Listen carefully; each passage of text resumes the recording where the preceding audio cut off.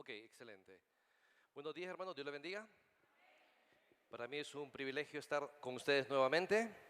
La última vez fue en 1 Tesalonicenses, capítulo 1, versículo 2, 1 al 5, básicamente. Hoy continuamos del 6 al 7. Y mientras estudiaba este texto durante la semana, hermanos, realmente fui confrontado a través de la palabra de Dios, ¿verdad?, de varias cosas en las cuales tenemos que meditar. Y obviamente, hermano, la responsabilidad de estar aquí adelante es fuerte, tremenda, ¿verdad? Una, porque vamos a estudiar lo que es la palabra de Dios, ¿verdad? Y Dios debe ser glorificado a través de esta exposición. Número dos, porque vamos a hablar al pueblo de Dios. Vamos a hablar del libro de Dios al pueblo de Dios. Y eso es una tremenda responsabilidad, ¿verdad?, que tenemos en el día de hoy. Y el otro asunto por el cual va a ser algo complicado también para mí es porque tengo que hablar un poco despacio, me dijeron. Entonces vamos a intentar. El problema es que cuando me empiezo a emocionar, empiezo a escupir 100,000 palabras por segundo. Entonces vamos a intentar, hermanos, hablar un poco despacio, ¿verdad? En ese sentido. Ok. Si nos vamos, hermanos, los invito a que vayan a sus Biblias, primera carta a los Tesalonicenses, capítulo 1, versículo 6. Primera carta a los Tesalonicenses, capítulo 1, ¿verdad? Versículo 6, versículo 7, que es donde nos vamos a concentrar en esta mañana. ¿Lo tenemos, hermanos? Amén. La palabra de Dios dice así en primera carta a los Tesalonicenses 1:6: y vosotros vinisteis a ser imitadores de nosotros y del Señor, recibiendo la palabra en medio de gran tribulación, con gozo del Espíritu Santo, de tal manera que habéis sido ejemplo a todos los de Macedonia y de Acaya que han creído. Amén, hermanos. Realmente tenemos que leer y estudiar este pasaje, esos dos versículos, versículo 6 y versículo 7, a la luz de lo que ha ocurrido anteriormente, que básicamente esto nos ancla obligatoriamente en el versículo 2, debido a que el 6 y el 7 está entretejido en lo que habíamos discutido anteriormente la última vez que estuvimos aquí, ¿verdad? Y como ustedes pueden ver en el versículo 2, para hacer un resumen que es necesario sobre todo esto, hermanos, es necesario regresar al versículo 2, que es ahí donde está el punto central de todos esos versículos del 2 al 10, ¿verdad? Y básicamente, si usted observa el versículo 2, dice: damos siempre gracia a Dios por todos vosotros. ¿Qué está sucediendo ahí? Que es el punto central, que Pablo da gracias a Dios por la vida de la iglesia en Tesalónica. Y la acción de gracias de Pablo a Dios por la iglesia se basa en que la iglesia tiene un testimonio de fe genuino. Recordando y yéndonos a Hechos 17, recordamos que Pablo estuvo 3 semanas nada más en Tesalónica, predicando el evangelio. Y durante esas 3 semanas personas vinieron a Cristo. Y en 3 semanas fue el tiempo suficiente para que estas personas testificaran o modelaran a Cristo, reflejaran a Cristo en sus vidas, no solo de palabras, sino de hechos. De hecho, esta iglesia, a través de sus acciones, revela un testimonio de fe genuino, que son verdaderamente hijos de Dios. ¿Y cómo lo sabemos? Versículo 3. Observamos 1 Tesalonicenses 1:3, que es la razón por la cual Pablo está dando gracias. Pablo está dando gracias porque esta iglesia en 3 semanas ha sido impactada por la palabra de Dios, y a la luz de ese impacto de la conversión a través del poder del evangelio muestra una fe genuina. Y esa es la razón por la cual Pablo está dando gracia. ¿Cuál es esa fe genuina que muestran? Versículo 3: acordándonos sin cesar delante de Dios y Padre nuestro de la obra de vuestra fe, del trabajo de vuestro amor y de vuestra constancia en la esperanza en nuestro Señor Jesucristo. Esos son 3 aspectos que la iglesia de Tesalónica tenía. Tenía fe, tenía amor y tenía esperanza. Pero lo importante aquí es que Pablo recuerda que la iglesia tiene una fe que hace producir obras. No era una fe muerta, sino que la fe que tenía esta iglesia hacía que produciera obra en el ministerio, en la palabra, en la predicación del evangelio, en la proclamación de la palabra de Dios. Dos, tenía amor y ese amor producía en ellos un arduo trabajo, porque la idea de trabajo ahí es un trabajo arduo que llega hasta la fatiga a tal punto de agotar completamente las energías por completo. Pero además de tener trabajo, tener fe que producía obras, tenía amor que producía un arduo trabajo, también tenían esperanza. Y la esperanza que ellos tenían producía en ellos una constancia en el Señor, a pesar de las aflicciones y tribulaciones que sufrían. Hermanos, tenemos una tríada aquí interesante que demuestra la fe genuina de una persona: fe, amor y constancia. Y eso es lo que Pablo lo va a remarcar en todo el Nuevo Testamento. 1 Corintios capítulo 13, versículo 13. Hablando acerca de los dones, que la iglesia de Corintio se jactaba de sus múltiples dones que tenía, pero Pablo les exhorta en el capítulo 13, versículo 13 de 1 Corintios, y le dice: y ahora permanecer ¿en qué? Permanecer constante, como un modelo a seguir, como un estilo de vida. ¿En qué? En la fe, en la esperanza y en el amor. Y esto es lo que esta iglesia refleja: una fe que produce obras, una esperanza, hermanos, una fe que produce obras, un amor que produce trabajo y una esperanza, que produce constancia en el Señor a pesar de las aflicciones y tribulaciones.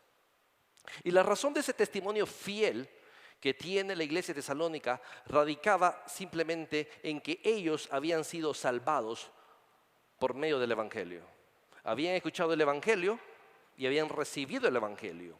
Ya que el Evangelio que llegó en palabras, ya que el Evangelio llegó a ellos en palabras, en poder del Espíritu Santo y en certidumbre. ¿Dónde tenemos eso? Versículo 5, 1 Tesalonicenses, capítulo 1, versículo 5, obsérvelo ahí. Pues dice Pablo: pues nuestro Evangelio no llegó a vosotros en palabra solamente, sino también en poder y en el Espíritu. ¿Y cómo llegó? Y en plena certidumbre, como bien sabéis, cuáles fuimos entre vosotros por amor de vosotros. Y obviamente habían llegado a una gran aflicción. Si recordamos, ¿verdad? Básicamente lo que es Hechos capítulo 17, vemos que Pablo tiene que salir huyendo a la tercera semana de predicar el Evangelio, y de noche, hermanos, porque si no, corría peligro su vida. Había tribulación, había problemas, ¿verdad? La ciudad de Tesalónica no había recibido bien a los misioneros, en este sentido Pablo, Timoteo y Silvano, sino que tuvieron que huir. Solo tuvieron 3 semanas para predicar el Evangelio y huir a Berea.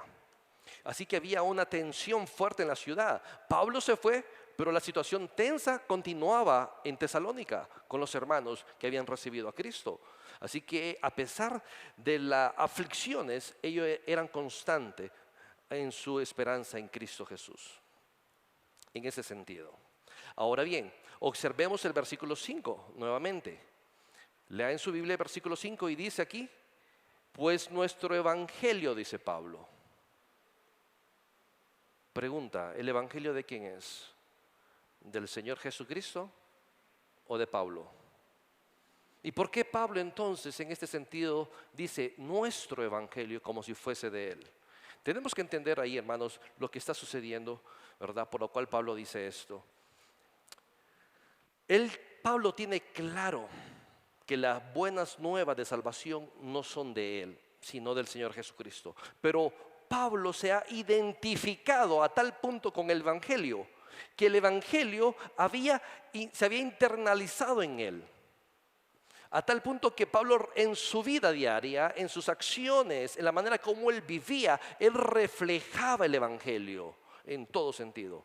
Pablo entendió que el Evangelio es su mensaje, hermanos, que debe ser proclamado a toda criatura, como dice Marcos 16:15, a toda persona, a toda criatura.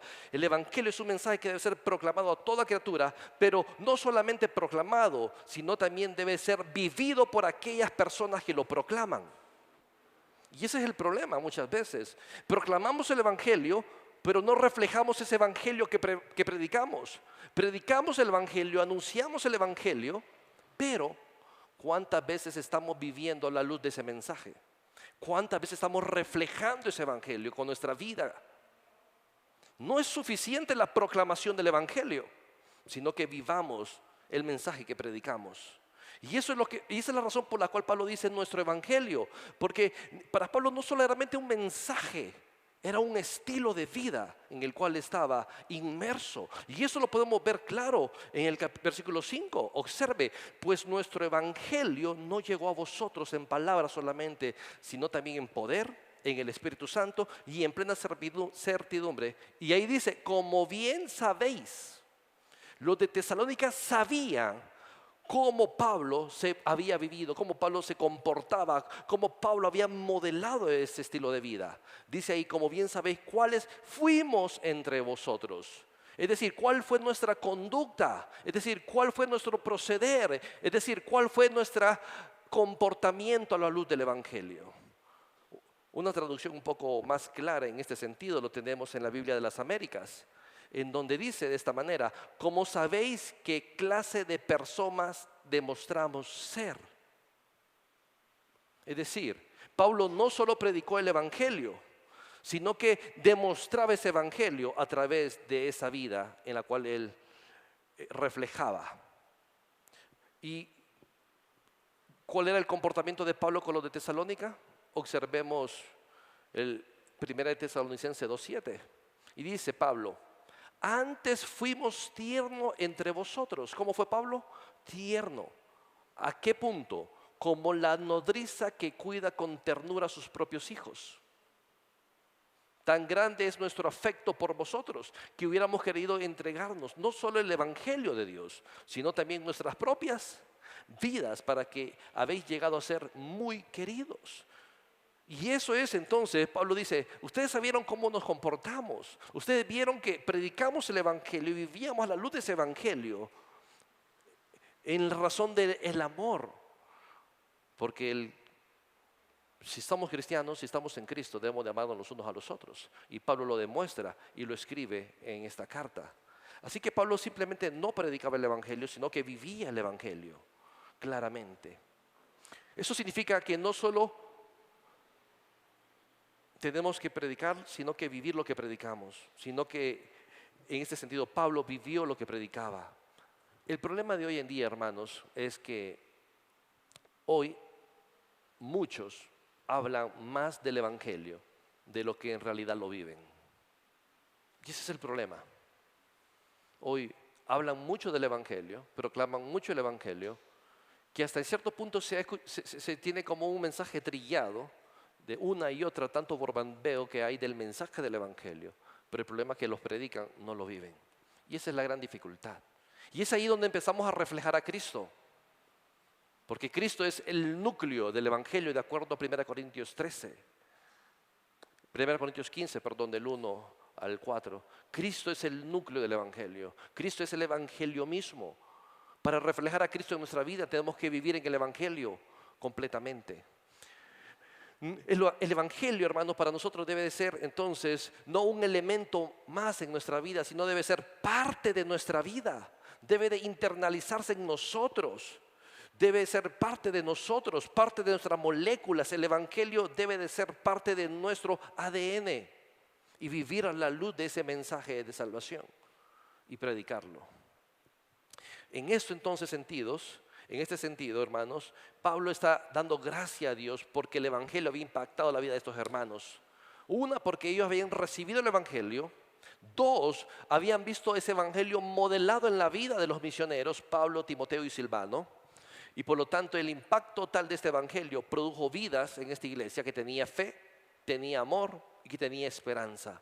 Y que esa fe no era muerta, sino que producía obra. Ese amor lo llevaba a una acción concreta de hacer un arduo trabajo. Y esa esperanza lo mantenía firme a pesar de las tribulaciones en las cuales ellos vivían.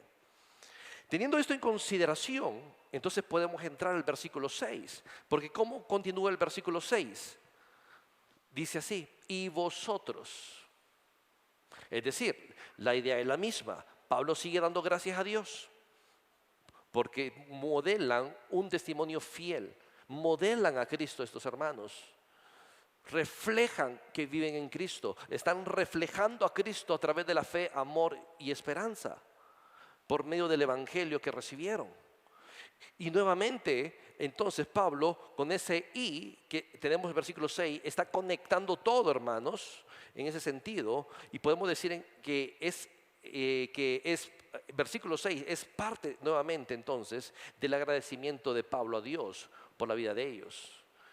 En donde el versículo 6 por medio de ese y está introduciendo, por decirlo así, un nuevo tema, un nuevo aspecto de agradecimiento, que sería ahora habiendo modelado ahora entonces esta fe, este amor y esta constancia, viniste a ser ¿qué?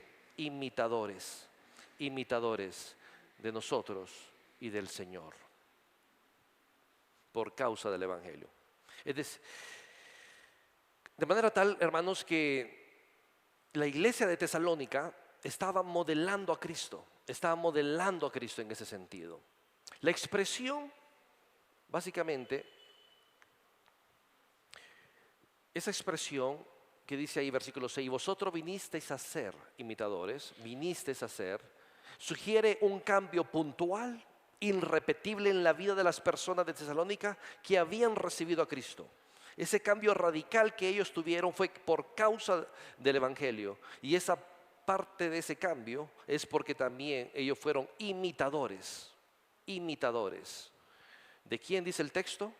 Observe muy bien ahí. Y vosotros viniste a ser imitadores ¿de quién? De nosotros, dice Pablo. 1, 2, del Señor. ¿Verdad? Vinieron a ser imitadores. La palabra imitador hace referencia aquí, hermanos, que la iglesia está siendo descrita como que está imitando algo. Eso significa que la iglesia de Tesalónica no solo siguió el mensaje de Pablo, no solamente siguió el mensaje que Pablo predicó, sino que también adoptaron el estilo de vida de Pablo y también de Silvano y de Timoteo, que eran los compañeros de misiones de Pablo en Tesalónica. La verdadera vida cristiana, hermanos, tiene que ver con reproducir, con reflejar a Cristo en nuestra vida. La palabra imitadores aparece solamente 7 veces en el Nuevo Testamento y tiene el sentido, hermanos, de imitar, copiar o asemejar el comportamiento de otra persona. De hecho, esta palabra imitar proviene de nuestra palabra en español mímica, que es el arte y la técnica de imitar, representar acciones o expresarse por medio de gestos, ademanes y movimientos corporales. Entonces la idea es que la iglesia de Tesalónica, al recibir la palabra de Dios, se hicieron imitadores, obedeciendo las escrituras, obedeciendo el evangelio. Y la palabra dice ahí, viniste a ser imitadores de nosotros. Y la pregunta es, ¿qué significa nosotros? A esto se le conoce, hermanos, como la primera persona inclusiva. Es decir, que eso incluye a Pablo y sus colaboradores. En el contexto, los colaboradores de Pablo es Silvano y Timoteo, con lo cual Pablo predicó el evangelio en Tesalónica. Entonces la iglesia llegó a ser imitadores de Pablo, Silvano y Timoteo. La segunda pregunta que debemos responder es esta: ¿por qué Pablo y sus colaboradores se presentan como aquellos que la iglesia debe de imitar primero y después al Señor Jesucristo? Porque observe muy bien el texto y dice, versículo 6, y vosotros vinisteis a ser imitadores. ¿De quién primero? De nosotros y después del Señor.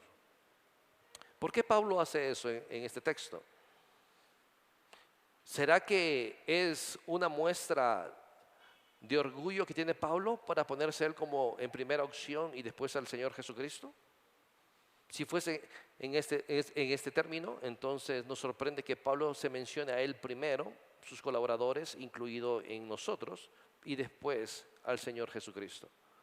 Pero tenemos que entenderlo dentro de su contexto todo esto. Primero hay que ver 2 aspectos por qué Pablo hace esto. Número 1, el primero es que en ese tiempo, hermanos, era lo normal que un discipulador tratara que sus discípulos aprendieran sus enseñanzas, pero también que imitaran su estilo de vida. Y esa es la razón del por qué los discípulos se mudaban a vivir con el discipulador o maestro, porque no era suficiente recordar las enseñanzas del maestro, sino ver al maestro vivir sus enseñanzas. Y eso es lo que vemos cuando Jesús escogió a sus discípulos y estuvo 3 años con ellos. No solo aprendieron sus enseñanzas, sino que vieron a Jesús vivir sus enseñanzas. Y los discípulos pudieron ver a Jesús enseñando y viviendo lo que enseñaba. Y Jesús mismo, hermano, define cómo debe ser la relación del discípulo con su maestro en Lucas 6:40. Si lo vemos de manera rápida, Lucas 6:40 dice de esta manera: el discípulo no es superior a su maestro, mas todo el que fuera perfeccionado será como su maestro. Es decir, que el discípulo va a reproducir a su maestro, va a reflejar a su maestro. Un discípulo debe de recordar la enseñanza de su maestro y observar y imitar el estilo de vida de quien le discipula. Por supuesto, hermanos, el apóstol Pablo tenía muy claro que la finalidad de su ministerio no era lograr que la gente le imitara a él, sino al Señor Jesucristo. Cristo era siempre el objeto final de su predicación. Y el propio Pablo enseñaba explícitamente que los demás deben de imitarle a él. ¿Pero por qué razón? Porque él era imitador ¿de quién? De Cristo. Podemos observar un par de pasajes que Pablo explica esto. 1 Corintios 11:1 dice: sed pues imitadores de mí, así como yo soy ¿de quién? Es la única razón. Y así hay muchos pasajes en Corintios 4:16, Filipenses 3:17, 1 Timoteo 1:16, en donde se muestra que Pablo pide que lo imiten a él porque él imita a Cristo en ese sentido. Y Pedro afirma que Cristo es nuestro modelo a imitar. Primera de Pedro 2:21, lo podemos observar. Como dice Primera de Pedro 2:21, pues para esto fuiste llamado, porque también Cristo padeció por nosotros, dejándonos ¿qué, hermanos? Ejemplo, para que sigáis su estilo de vida, sus pisadas, para que vivamos como Cristo vivió. Por lo tanto, Pablo y Silvano y Timoteo no son la fuente de imitación de la iglesia, que la iglesia debe de imitar, sino que ellos simplemente imitan a Cristo en ese sentido y fueron los que discipularon y entregaron el mensaje a los de Tesalónica, y por lo tanto entonces están reflejando imitando a Pablo, imitando a Cristo en ese sentido. El hecho de que la palabra Cristo o Señor aparezca después de Pablo y Timoteo, es decir, nosotros ahí, es puesto al final, es para demostrar que la fuente verdadera de la imitación es Jesús. Es nuestro Señor Jesucristo, ya que la fuente de nuestra imitación es el Señor Jesucristo, y eso lo vemos claramente en la Escritura. La imitación del Señor es una clara evidencia que realmente estamos en Cristo. Observemos en primera carta de Juan capítulo 2 versículo 6. Dice así: el que dice que permanece en Cristo, o traducido de otra manera, el que dice que es un cristiano, debe de andar, debe de vivir como Cristo anduvo. De la misma manera. ¿Y cómo podemos vivir como Cristo anduvo? Reflejando el Evangelio, viviendo el Evangelio, obedeciendo las Escrituras que contiene el Evangelio desde Génesis hasta Apocalipsis. Es la única manera, hermanos, de reflejar a Cristo. No podemos abrazar el Evangelio de Cristo y a la vez dejar de tenerle como modelo para nuestra vida. Ser imitador de Cristo es ser imitador de Dios. Y ser imitador de Dios es demandado por las Escrituras a nosotros, como lo dice Efesios 5:1. Observe lo que dice: sed pues imitadores ¿de quién? De Dios. De manera tal que si imitamos a Cristo, estamos siendo imitadores de Dios. Y ser imitadores de Dios es la consecuencia de ser hijos genuinos de Dios, que viven a la luz de la palabra, que viven reflejando las Escrituras y que viven no solamente proclamando el Evangelio, sino viviendo lo que proclaman con el mensaje del Evangelio. Una vida práctica en ese sentido. Y es el asunto que la iglesia muchas veces ha dejado de la mano, de no vivir el mensaje de la salvación, el mensaje del Evangelio, reflejar con nuestra conducta, nuestro pensamiento, nuestra manera de hablar y en toda la área de nuestra vida lo que es el Evangelio. Y haciendo esto reflejaremos a Cristo, hermanos, en nuestras vidas, obedeciendo completamente su palabra. Y observe el versículo entonces, 1 Tesalonicenses, volviendo, 1:6, y dice: y vosotros viniste a ser imitadores de nosotros y del Señor. ¿Cómo? La pregunta es: ¿cómo llegaron a ser imitadores del Señor? ¿Cómo nosotros podemos ser imitadores del Señor? Y la respuesta la da el versículo 6. Número 1, recibiendo la palabra. Y número 2, siendo ejemplo. Observe lo que dice el versículo 6. ¿Cómo ellos llegaron a ser imitadores? Recibiendo la palabra, ¿cómo? En medio de gran tribulación, con gozo del Espíritu Santo. Esa es la manera. La manera en cómo podemos reflejar a Cristo en nuestras vidas, en primera instancia, es recibir la palabra y vivir en obediencia a los mandatos bíblicos que están estipulados en su palabra. Esa es la manera, hermanos, vivir como Cristo nos enseñó a través de su palabra. Observe Efesios 4:17 en ese sentido, que dice: esto pues digo y requiero en el Señor, que ya no vivan como los otros gentiles que no conocen al Señor. ¿Por qué? ¿Por qué no podemos vivir como aquellos que no conocen al Señor? Por el versículo 20. Vamos, porque nosotros no habemos aprendido así de Cristo. Porque Cristo no nos enseñó a vivir en pecado. No nos enseñó a vivir fuera de la santidad. Versículo 21. Si en verdad le habéis oído y habéis sido enseñados por Él, conforme a la verdad que está en Cristo, entonces debemos vivir como Cristo nos enseñó a nosotros. Viviendo como Él vivió. Y a través de esa vida de obediencia, ser ejemplos a los demás. Observemos ahí, dice: recibieron la palabra. Recibieron las palabras. En el 1:6. Los creyentes de Tesalónica recibieron el mensaje del Evangelio y lo recibieron de dos maneras, como dice el texto bíblico: en gran tribulación y gozo del Espíritu. Y la palabra recibir ahí indica recibir algo con buena disposición, que es ofrecido. Es decir, que la iglesia de Tesalónica reaccionó favorablemente a la predicación de la palabra, y a pesar de que implicaba sufrimiento. ¿Por qué, hermanos?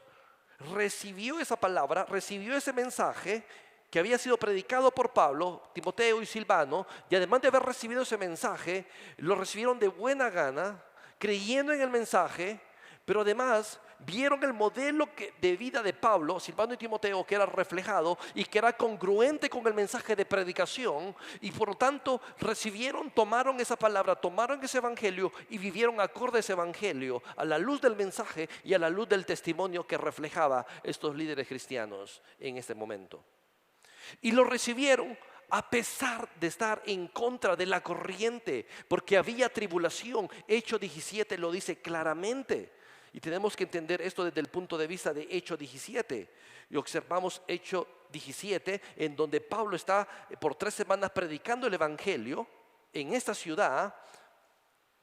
Y el resultado de eso, se forma la iglesia, versículo 4, Hechos 17:4, y algunos de ellos creyeron y se juntaron con Pablo y con Silas, y de los griegos piadosos gran número, y mujeres nobles no pocas. Entonces, versículo 5, escuche esto: los judíos que no creían, los que no recibieron el mensaje, teniendo celos, tomaron consigo algunos ociosos hombres malos, y juntando una turba, alborotaron la ciudad y asaltaron la casa de Jasón. La casa de Jasón era donde Pablo se estaba hospedando, y la asaltaron. Y algunos hermanos, ante las autoridades de la ciudad, gritando: estos que trastornan el mundo entero también han venido acá, a los cuales Jasón han recibido, y todos estos contravienen los decretos del César, diciendo que hay otro rey, Jesús. Versículo 8: alborotaron al pueblo y a las autoridades de la ciudad oyendo estas cosas. 9: pero obtenida fianza de Jasón y de los demás, los soltaron. Pablo estaba preso, literalmente, estaba capturado. Tuvieron que pagar una fianza para soltarle. Y después de que le soltaron, ¿qué hicieron? Y versículo 10: inmediatamente los hermanos enviaron de noche a Pablo y a Silas hasta Berea, porque su vida corría peligro por la tribulación que había. Esa era la situación que había ahí en Tesalónica. Pablo se fue a Berea, pero La tensión seguía con aquellos que se habían convertido, con aquellos griegos y judíos que se habían convertido al Evangelio. La tensión seguía y ellos reciben esa palabra y deciden continuar su vida en el Evangelio. Y eso lo vemos claro en el versículo 17 de Hechos, capítulo 17, que los creyentes debieron haber tenido que nadar en contra de una corriente intensa de paganismo que fluía como una torrente incontenible por todo lado de la ciudad de Tesalónica. Esto es claramente visto por Hechos 17 de la opresión, de la persecución, de la tribulación, pero también por lo que los de Tesalónica hicieron. Observe lo que hicieron estos hermanos por causa del Evangelio. Primera de Tesalonicenses 1:9, más adelante. Y dice, porque ellos mismos cuentan de nosotros la manera en que nos recibisteis. ¿Y qué más? ¿Y cómo os convertiste de los ídolos a Dios para servir al Dios vivo y verdadero? Y es ahí donde se genera aún más esa fricción, hermanos, de tribulación que ellos tenían. Hermanos, esa expresión que dice ahí, y cómo os convertiste de los ídolos a Dios para servir al Dios vivo y verdadero.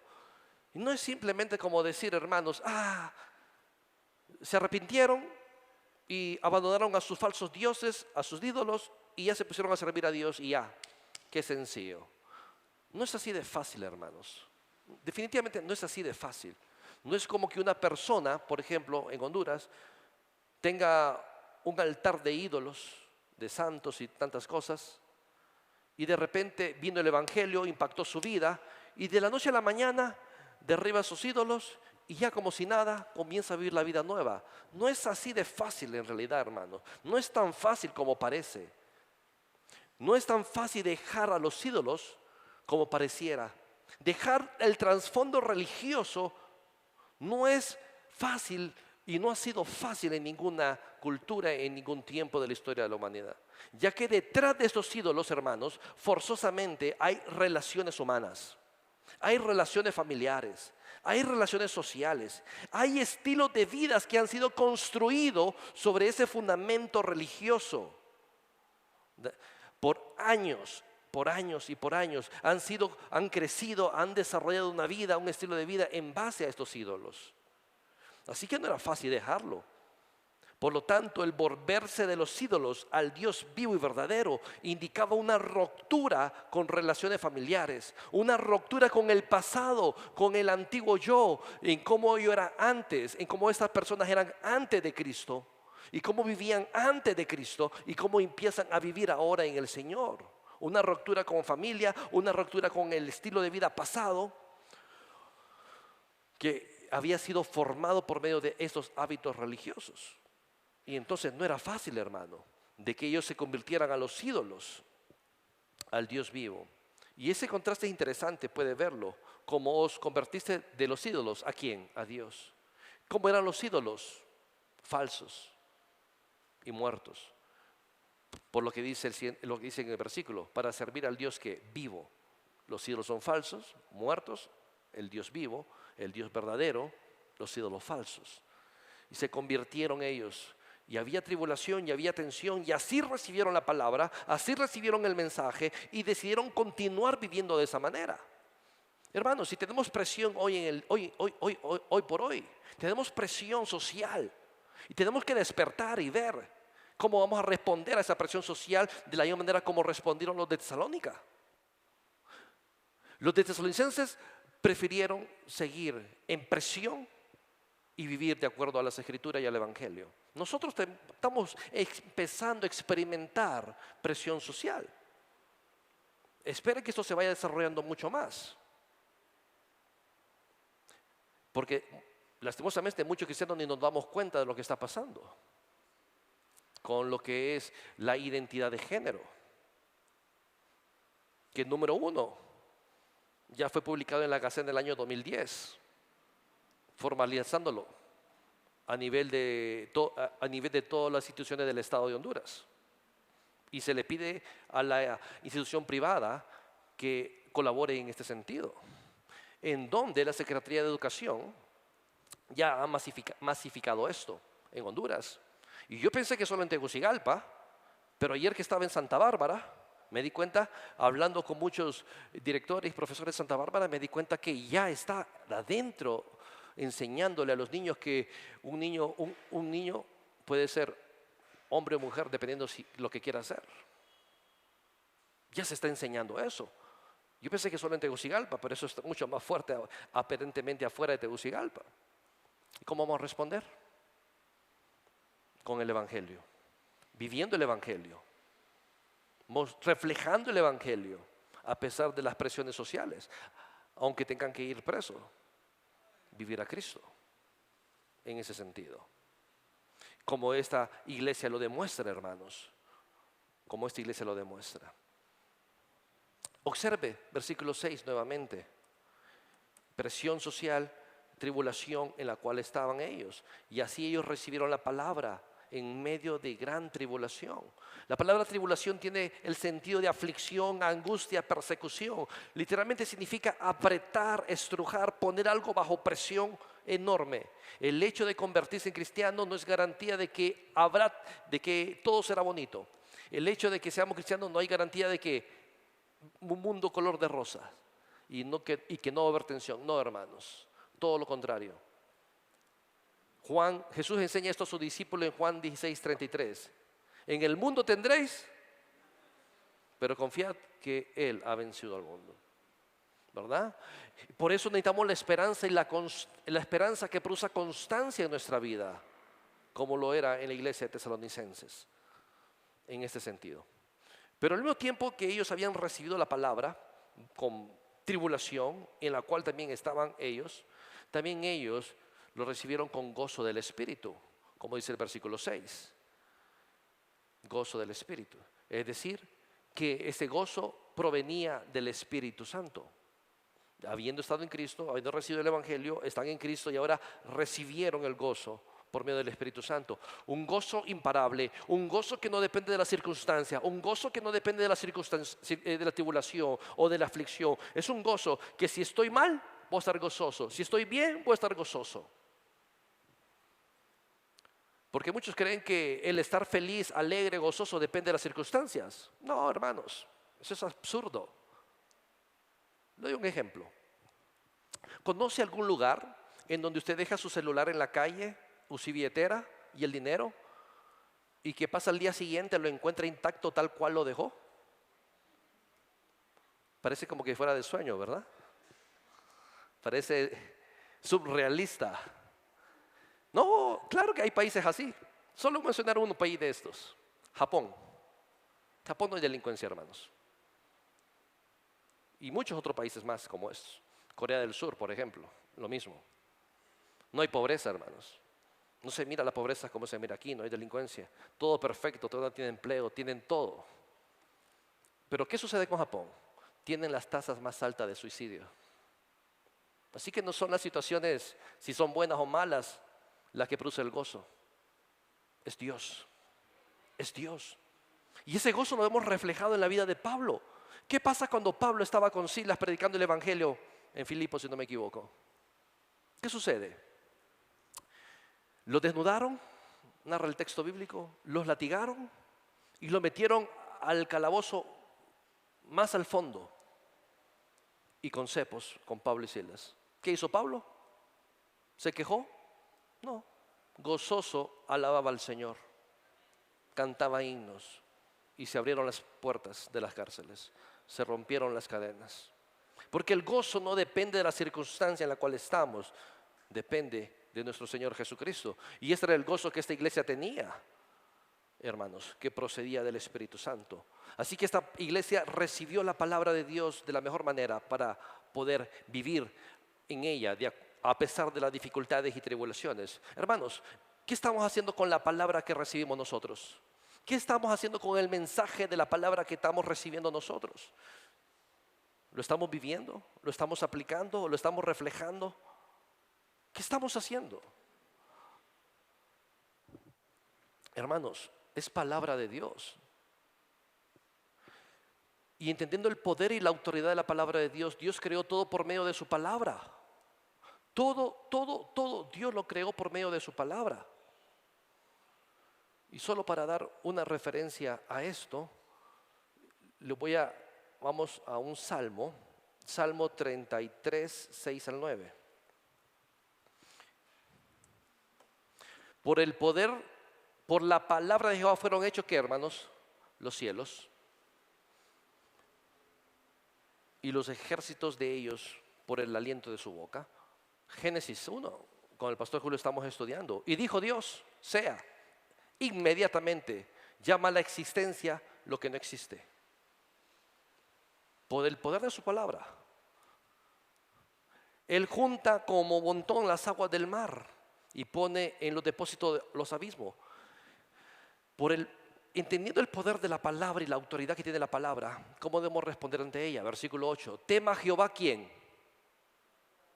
¿Estamos temiendo ante la palabra de Dios? Teman delante de él todos los habitantes del mundo. ¿Por qué, hermanos? ¿Por qué? Porque él dijo, ¿y qué sucedió? Por mucho que yo quiera y diga, apágate luz, puedo estar 2 horas así, todo el día, todo un mes, todo un año y nunca se va a apagar. Dios dijo, instantáneamente fue hecho todo. Ese es el poder de la palabra de Dios. Porque él dijo y fue hecho. Él mandó y ¿qué? Existió. Y si Dios quiere, nos elimina en un segundo por el poder de su palabra. ¿Y cómo respondemos a veces ante su palabra? ¿Cómo respondemos? Observe 2 Tesalonicenses, capítulo 3. Como Pablo exhorta a algunos de la iglesia porque no obedecen las escrituras. 2 Tesalonicenses 3:14. Observe lo que dice. Si alguno no obedece a lo que decimos por medio de esta carta, ¿de cuál carta, hermano? ¿De cuál carta? 2 Tesalonicenses. Parte de la inspiración divina de Dios. A ese señaladlo y no os juntéis con él para que se avergüence. La disciplina. Mas no lo tengáis por enemigo, sino amonestadle como hermanos. Es decir, es tremendo no obedecer la palabra de Dios. Y la iglesia de Tesalónica obedecía la palabra de Dios a pesar de la tribulación, hermanos. A pesar de la tribulación. ¿Estamos obedeciendo su palabra? Ahora bien, hermanos. Versículo 7. 1 Tesalonicenses 1:7. De tal manera, dice Pablo, que habéis sido ejemplos a todos los que están en Macedonia, Acaya, que han creído. La primera manera como ellos entonces reflejaron a Cristo es recibiendo la palabra y viviendo conforme a la palabra. Y es algo que tenemos que preguntarnos nosotros como iglesia, si estamos haciendo eso. La segunda es, habiendo recibido la palabra y viviendo la palabra, son ejemplos para otros. El resultado que produjo en la iglesia de ser imitadores de Cristo es que ellos mismos se convirtieron en ejemplo para otros. Se usa como un ejemplo, como un modelo de algo, es decir, un ejemplo en lo ético. Es decir, que la iglesia tesalónica fue un patrón para las demás iglesias. Pablo dice que la congregación tesalónica era como una campana cuyo sonido llenaba los oídos de los cristianos de toda Macedonia y de Acaya. Es decir, podemos decir de esta manera geográficamente que Tesalónica estaba como en el centro y Tesalónica en el centro, Macedonia y Acaya como en el norte y Acaya en el sur. De ahí se expandía la noticia de cómo vivía esta iglesia fielmente al Señor, obedeciendo su palabra. Kilómetros tras kilómetros. El mensaje de su sonido proclamaba, era fuerte y claro, que Dios transforma y cambia vidas como lo había hecho en la iglesia tesalónica. La pregunta que debemos de hacernos nosotros hoy en día, hermano, es: ¿somos los cristianos de hoy campanas que repican el mensaje de amor del Salvador Jesucristo? ¿Somos un ejemplo para aquellos que vienen a esta iglesia, que nos visitan, que deseen imitar nuestro estilo de vida? Claro que deberíamos, hermanos. Pero si lo somos, si lo somos sí o no, no lo sé, debemos de reflexionar independientemente, porque esto es algo personal entre cada uno de nosotros, si estamos reflejando a Cristo o no, si estamos siendo imitadores de Cristo o no. Evaluarnos a la luz de la palabra si estamos realmente siendo imitadores del Señor en este sentido. Hermanos, observe, versículo 7. Tesalónica fue un patrón para las demás iglesias, de tal manera que habéis sido ejemplo. El estilo de vida que ellos habían replicado del Señor Jesús, que habían imitado, ahora se convierte en ejemplo para otros creyentes en Macedonia y Acaya. Y observe esto interesante, porque partiendo de vosotros ha sido ¿qué? Divulgada el ¿qué, hermano? La palabra del Señor. ¿Y qué significa eso, hermanos? Que los de Tesalónicas hacían eco al mensaje de salvación de Dios. Habían recibido ese mensaje, habían imitado ese mensaje, ahora lo replican ese mensaje por todos lados. ¿Estamos evangelizando? Y si lo hacemos, ¿estamos viviendo ese mensaje que predicamos? ¿Estamos siendo ejemplo para los demás? ¿Estamos siendo ejemplo para los vecinos, para los compañeros de trabajo? ¿Estamos siendo ejemplos para toda aquella persona que nos mira? ¿Estamos reflejando a Cristo en nuestras vidas? Si no, hermanos, entonces tenemos que recibir la palabra, obedecer la palabra para llegar a ser ejemplo a los demás, reflejando a Cristo en nuestras vidas, en la manera en cómo hablamos y en la manera en cómo vivimos la vida cristiana. Debemos de aprender a vivir la vida cristiana. Y la única manera y la única forma de vivir la vida cristiana, hermanos, es viviendo a Cristo en nosotros. Amén. Oramos en esta mañana. Dios eterno, gracias por todo lo que tú nos has dado, Dios. Gracias por tu palabra. Que nos ayude a examinarnos, Dios, si estamos viviendo tu evangelio, si estamos recibiendo tu palabra de manera adecuada, si estamos obedeciendo tu palabra para poder llegar a ser ejemplo a los demás en el estilo de vida que vivimos. Ayúdanos a ser fieles a ti y a tu palabra y a vivir como Cristo vivió, en completa obediencia. En el nombre de Jesús. Amén y amén. Estamos despedidos, hermanos.